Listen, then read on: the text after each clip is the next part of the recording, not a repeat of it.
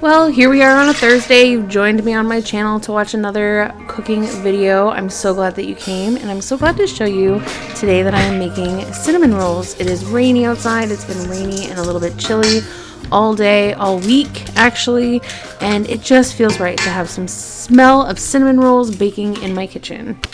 As always, if you're looking for the full recipe, you can check the link in the description, which will bring you right to my website, sweetsavoryspice.com, and you can have this recipe as well as all other recipes featured on this channel and some recipes that I have yet to make videos for.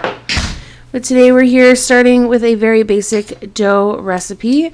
It is a yeasted dough. I am dabbling a little bit in sourdough here and there. However, I still love a good classic yeasted dough, something that doesn't take 3 days, 4 days to make. It simply takes a few hours. With this recipe so far, I've added the sugar, yeast, and water, as well as, milk, as well as flour, salt, and given it a little bit of a mix. You can see today it is really humid in the air, so my dough is a little bit wet, so I'm going to add a little bit more flour just to get the texture that you want. The thing is, with any kind of dough recipe that is a bread-based recipe, you are definitely going to need to rely on the method of trial and error. Following a recipe when it comes to any kind of bread dough is always a good way to start. However, as you work on making different kinds of breads, different textures, different forms, you will notice that depending on the weather, the temperature, the climate, the elevation of where it is that you live, all these things can factor into the different textures of dough. For myself, when I'm making, say, pizza crust, for example, I always need to add a little bit extra moisture in the wintertime because my house is very dry from the furnace, and add a little bit less in the summertime because it is humid where I live.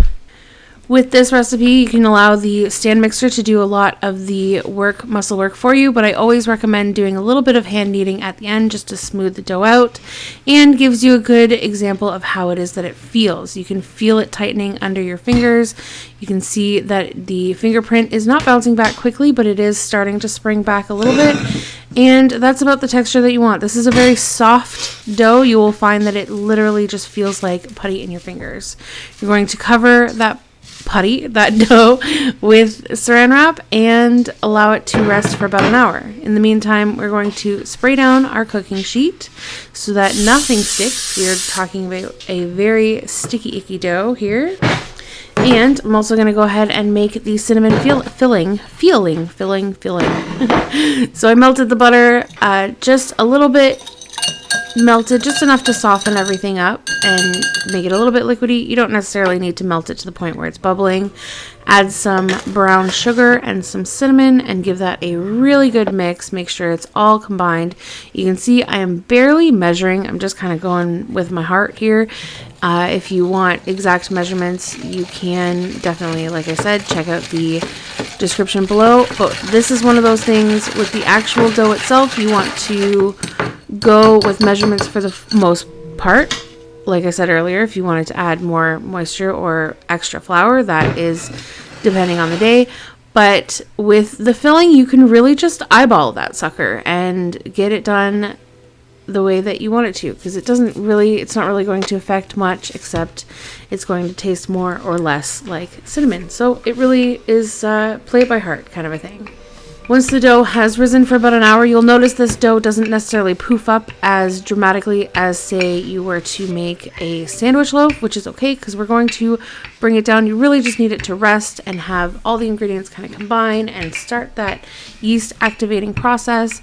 And once it's all risen and rested for an hour, you can flour down your surface.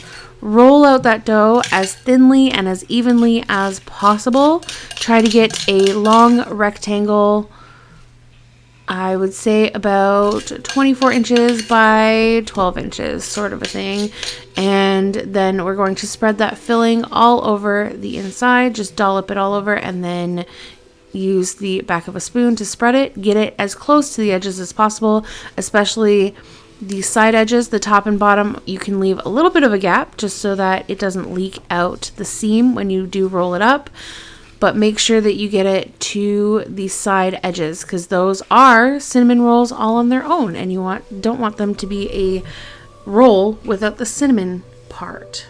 That would just be devastating if somebody ended up with that cinnamon roll. That you would kind of feel like an asshole, wouldn't you? I know I would.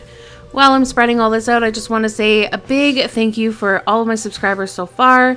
We just reached 310 subscribers today. That is huge for me. So thank you for everybody who hit that subscribe button. If you're new here, don't be afraid to hit it yourself. It's not going to hurt anybody. Please help this stay-at-home mother continue to do what she loves and continue to take care of her family, and hopefully one day make a little bit of bank, because who doesn't need that these days? And all you need to do to help is hit that subscribe button, hit that like button, and leave me a comment. Have you made cinnamon rolls before? Do you use this recipe? Is this the first time? Are you going to use my recipe?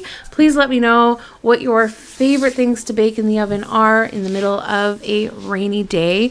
And maybe if I haven't done it already, or if I have already even, I will feature it on my next video. Once you have the filling all spread out and ready to go, you want to slowly roll this up. You don't want to do this too loose. You want to make sure that you're getting a nice tight coil. So even if you have found that you didn't roll it out thin enough, you can, while rolling this part, you can roll and stretch a bit just to get a little bit more of a spiral. Once you have it all rolled up, just go ahead and pinch that seam together as much as possible. It's going to leak. We're talking about cinnamon and sugar here and butter. As it bakes, it's going to leak. And you know what? Part of cinnamon rolls is the fact that it's nice and messy. That's the joy. Now, there are a lot of techniques out there for getting the perfect cut on your cinnamon roll, but for me, I like to just stick with the classics and make sure you have a nice sharp knife. You don't want to rush your cuts. If you try and push down too hard, you are going to squish everything out and create some weird shape. But if you just allow your nice sharp knife to do its job while you are simply holding on to it, you shouldn't have any issues with getting some nice clean cuts. Make sure that you cut them all as evenly as possible, of course, so that they can bake, and then put them in that prepared pan we sprayed earlier. Cover them with saran wrap again and allow them to rest for another hour. One of those things with any kind of bread recipe, a lot of people think that it takes a lot of time. And for me, I find it is totally worth it, because it's not necessarily something that takes a lot of effort in time. It just takes a lot of patience. So while we were making these cinnamon rolls, my family and I actually sat down and watched the new Lion King movie, Mufasa. I thought it was great. I don't know how anybody else feels about it. I'm a huge Lion King fan myself, so I had big expectations, but I was pleasantly surprised about how it turned out. I really actually thought that it was a great movie. Once those cinnamon rolls come out of the oven, you want to allow them to cool, not completely, but enough so that they're not going to fully melt the icing. I went ahead and just kind of eyeballed this icing. I do have a cream cheese recipe. I believe it's on my website. I will have to check it out, and if I do, then it will definitely be in the link in the description below. But I kind of woke up this day and made these cinnamon rolls on a whim, so I didn't have time to actually do any planning or grocery shopping for it, so I kind of just went with what I had. It looks like I had about half a package of cream cheese left and maybe about a half a cup of butter. Creamed those together, added a little bit of vanilla, and just added cinnamon sugar and continued to beat with my hand beater. You can, of course, also use your stand mixer if you want, but my bowl was up dirty, so I didn't feel like doing dishes, so I used my hand mixer. And you just want to continue to play around with the textures, keep whipping it together. You'll notice it starts out a little bit dry when you add the cinnamon sugar, but there's some sort of chemical reaction that happens when you start to mix cinnamon sugar and butter and cream cheese, that it kind of liquefies in a sense. And then you want to just continue to add the icing sugar until you have the taste and the texture that you want. I found this to be a little bit thick and a little chunky, so I added some milk and added a little bit more cinnamon sugar just to even it all out, and I ended up with a texture that I really, really liked.